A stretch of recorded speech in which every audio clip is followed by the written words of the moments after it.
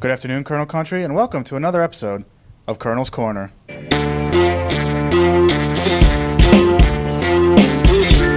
On today's episode, we'll be discussing the Wilkes University football team's 30-27 overtime win at Lebanon Valley, Week 2.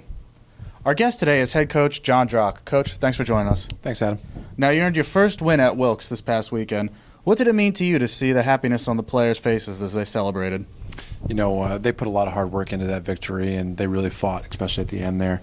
It was an up-and-down game the entire time, and they never quit. That's the biggest thing I think I have a takeaway from that. It was a blast to see those guys celebrate, and now we're on to the next one.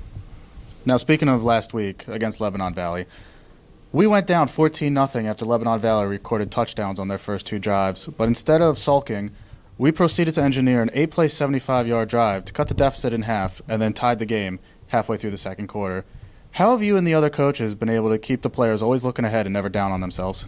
I think for us, it's really an attitude thing overall. We're really just focused on continuing to get better even throughout the course of a game.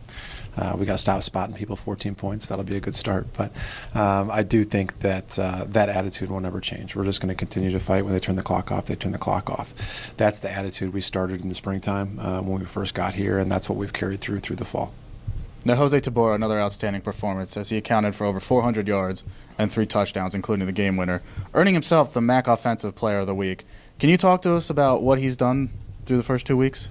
Yeah, he's making great decisions right now. I think that's the biggest thing for him is he's putting the team on his back a little bit, and when there's things that break down, he's a very gifted athlete, and he can make some things happen on his own.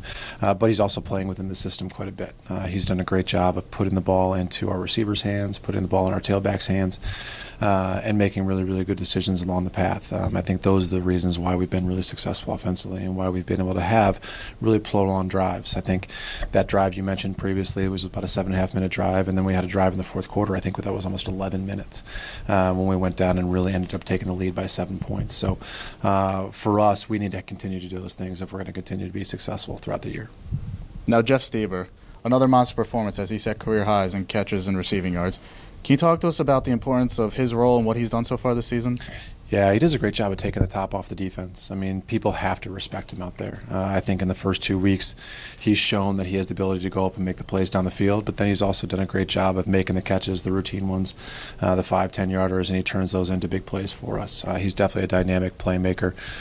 He's definitely one of the leaders of our offense, being a captain, and he's showing it by his play on the field. I think that's something for the rest of the team that they really latch on to and follow after. Now, moving on to the other side of the ball, the defense really stepped up when we needed it most.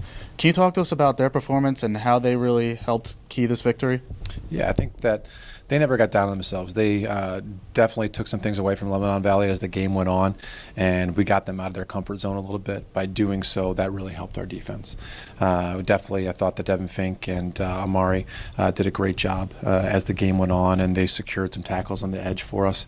I believe those two are our 2 leading tacklers from the game. And then Bud Moyer continues to do a great job, as well as the rest of the defensive line on the interior. All those guys played their butts off and gave a great effort. You know what I mean? I think that's what it's going to take for us to win victories week in and week out, is just a great effort all the way throughout. Now, looking ahead to Week 3, we head to nationally ranked Delaware Valley. How do we go there and take a win on the road? Disciplined football. We have to play really, really disciplined football. Right now, their opponents rank first in the league in opponent penalties. So I think they're getting about 135 yards of penalty. That can't be us. Right now, we sit on averaging right around 24, 25 yards of penalties a game. And for us, we need to be disciplined in everything we do. We need to be disciplined in our tempers. We need to be disciplined in our assignments. If we can do that, it's going to be a really close game, and we'll be in the game in the fourth quarter, and then that's where we're going to go take it. Sure to be a good matchup. Thank you. Wilkes University football heads to number 22 ranked Delaware Valley University to open MAC play this Saturday with kickoff scheduled for 1 p.m. Coach, good luck. Thanks, Adam.